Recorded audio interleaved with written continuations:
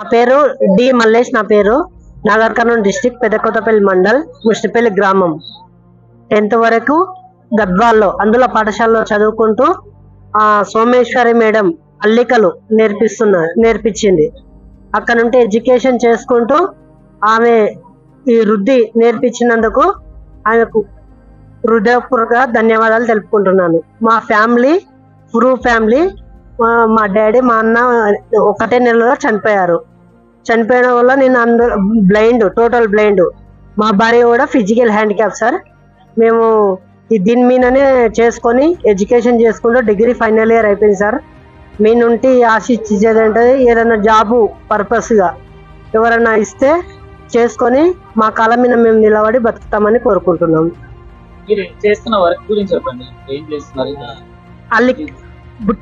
అల్లికలు ఆమె 10th లో 3:30 నుండి 5:30 వరకు నేర్పిస్తుండే మేడము. అక్కడ నేర్చుకొని వైర్ బుట్టిలు అల్లి నా సొంత ఉపాధితో నా కాళ్ళ మీద నేను ఆమె నేర్పించినందుకు ఉంటున్నాను సార్. ఇది ఎలా అల్లుతున్నారు మీరు? అంటే మీకు కనబడదు కదా.